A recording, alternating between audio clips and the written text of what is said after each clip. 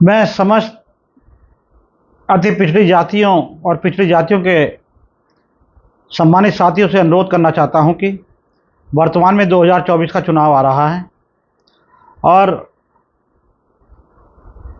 प्रत्येक विधानसभा क्षेत्र में दर्जन भर ऐसी जातियां हैं जिनको पर्याप्त प्रतिनिधित्व की छोड़िए उत्तर प्रदेश भर में एक सीट देने में भी मुश्किल होती है। चाहे वो विधानसभा में बहुत सारी जातियां ऐसी हैं जो एक एक भी कभी आज तक ना उनका कोई एमएलए चुनकर आ सका है, ना उनको टिकट दिया गया है। मैं अनुरोध करना चाहता हूं आप सभी लोगों से कि प्रत्येक विधानसभा में क्षेत्र रहने वाले करीब 50 से 70 हज़ार मतदाता और लोकसभा क्षेत्र का अगर टोटल करें तो साढ़े तीन लाख मतदाता अति पिछड़ी जातियों के निवास करते हैं, जिनको एक सोची समझी साजिश के तहत सत्ता से वंचित रखा गया है। उत्तर प्रदेश में जो मुख्य दल काम कर रहे हैं वो भले ही बड़े बड़े दावे करते हों, चाहे बड़े ही कितने भी ओबीसी के मसीहा बनते हों, लेकिन किसी ने भी कभी सरकार की तो छोड़िए, कभी अपनी पार्टियों में भी पर्याप्त प्रतिनिधित्व देने का काम नहीं किया है। यदि वो ही अपने मन में बना लें इस बात को कि भाई जिन जातियों की जितनी संख्या है उसी हिसाब से उनको टिकट देकर के विधायक सांसद बनाया जाएगा, तो मैं दावे के साथ कह सकता हूं कि सभी को सम्मान मिल सकेगा। काशीराम जी ने कहा था कि धन धरती शिक्षा सम्मान सबका बराबर का हिस्सा होना चाहिए, लेकिन उसमें ना मिले कम से कम सम्मान तो मिल जाए। तो मेरा अनुरोध है सभी लोगों से कि इसका कोई एक नया प्लेटफार्म तैयार करें ताकि इन गलतफहमी के शिकार दलों को पता चल सके कि भाई अब जो है ऐसे काम चलने वाला नहीं है। अब ये ओबीसी के लोग ये जाग चुके हैं, ये अब केवल लकीर के फ़कीर बन करके वोट नहीं करेंगे। जब तक इनके प्रत्याशी मैदान में पर्याप्त संख्या में नहीं उतारोगे तब तक ये हो सकता है हमारे चुनाव का बहिष्कार कर दें और हमारी कुर्सी खतरे में पड़ जाए। तो मैं चाहता हूं ओबीसी के लोगों से कि ओबीसी के लोगों सब लोग एक जगह बैठ करके इस तरह का प्लान करें। आप लोगों के सामने है भारतीय जनता पार्टी हो या समाजवादी पार्टी हो या बहुजन समाज पार्टी हो या कांग्रेस हो। कांग्रेस ने लंबे समय तक राज किया, लेकिन इनके वोट लेकर के सरकार बनाती रही, इनका पर्याप्त प्रतिनिधि नहीं मिल सका। चलिए वो ज़माना दूसरा था, बहुजन समाज पार्टी आई। बहुजन समाज पार्टी में हर किसी के बस में, आम आदमी के बस में टिकट लेने का काम नहीं था। जब तक काशीराम जी जिंदा रहे उन्होंने अपने हिसाब से जिन जातियों को, जिन लोगों को आगे बढ़ाना था, जो वंचित रखी गई जातियाँ थी, जैसी जिसकी डिमांड हम कर रहे हैं, उन सभी को अवसर दिया होगा। उसके बावजूद भी कई जातियाँ ऐसी छूट गई। मैं अनुरोध करना चाहता हूँ आप सभी लोगों से, अभी समाजवादी पार्टी आपके सामने है। समाजवादी पार्टी ने भले ही बड़े बड़े दावे किए हों, लेकिन वो भी पर्याप्त, अरे भाई जब जब सब लोग रहते हैं उत्तर प्रदेश में, सब लोग टैक्स देते हैं, सब लोग यहाँ रहते हैं, सब लोग वोट डालते हैं, जब वोट डालने का सबको अधिकार है, चुनाव लड़ने का अधिकार भी सबको मिलना चाहिए।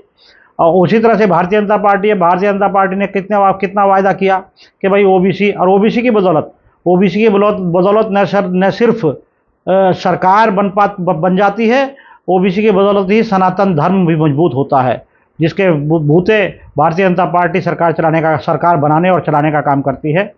तो ऐसी स्थिति में अब ये लोग चुप बैठने वाले नहीं हैं। अब आप लोगों को सबको अपने वोट का जवाब देना होगा। आप लोग सब इकट्ठा होकर के अपने इस तरह का कोई प्लेटफार्म तैयार करें ताकि आपस में बैठ करके गठबंधन किया जा सके, आपस में बैठ के अपनी जनसंख्या के हिसाब से टिकट वितरण की बात करें। हम किसी पार्टी का विरोध करने की बात नहीं करते, हम तो केवल अपनी हिस्सेदारी की मांग करते हैं और संविधान हमें इस बात की इजाज़त देता है कि हम अपनी हिस्सेदारी की मांग करें। जब हम वोट डालने का अधिकार रखते हैं, चुनाव लड़ने का भी अधिकार हम लोगों को होना चाहिए। मेरा अनुरोध है, पाल प्रजापति, सैनी कश्यप, सेन सविता, नंद और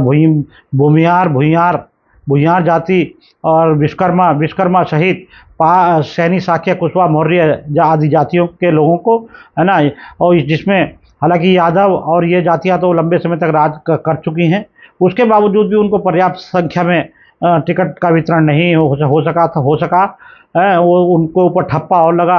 आज की तारीख में भारतीय जनता पार्टी की सरकार में आपके सामने है, बहुजन समाज पार्टी में जिन लोगों ने सत्ता की मलाई चखी, आज सबके सामने है।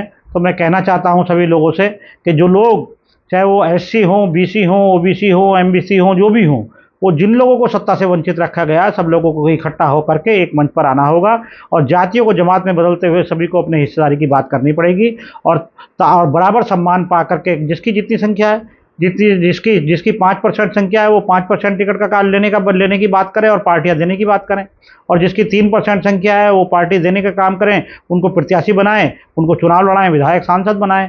जो किसी की 1% आबादी है, तो ये ओबीसी के एमबीसी के लोग तो बेचारे ऐसे लोग हैं कि इनके अगर 10 टिकट बनते हो तो 9 दे दो, 9 में भी गुजारा कर लेंगे। ये कभी अड़ेंगे नहीं, कभी झगड़ा नहीं करेंगे, कभी कुछ नहीं करेंगे। तो मेरा अनुरोध है इन पॉलिटिकल पार्टियों से, इन राजनीतिक दलों से, कि सब बड़ी बड़ी बातें बहुत हो चुकी, अब लोग पढ़ लिख गए हैं, पहले वाला ज़माना नहीं रहा। अब ये लोग हिस्सेदारी की बात करते हैं। ये केवल शौचालय में, ये केवल इंदिरा आवास में, ये केवल प्रधानमंत्री आवास में, मुख्यमंत्री आवास में, और ये सब 5 किलो राशन में और 4 किलो राशन में और छात्रवृत्ति में और फीस माफ़ कराने में भरोसा नहीं रखते। इनको सत्ता में हिस्सेदारी चाहिए और सत्ता में हिस्सा देने का काम करें। इनका भी मन करता है मुख्यमंत्री बनने का, गवर्नर बनने का, एमपी बनने का, भारत सरकार में मिनिस्टर बनने का, सांसद बनने का, विधायक बनने का, सब बनने का इनको भी मन करता है। तो मैं समझता हूँ ये दल जो हैं हमारी बातों पर गौर करेंगे, नहीं तो ओबीसी समाज के लोग तो कम से कम गौर करके अपना एक प्लेटफार्म तैयार करके की बात करेंगे और अपनी सरकार बनाने का काम करेंगे। अगर ये लोग नहीं माने इस तरह से, तो मैं आप लोगों से फिर एक बार नमस्कार करते हुए, 15 अगस्त का समय है, जय हिंद करते हुए आप लोगों से विदाई लेता हूँ। नमस्कार।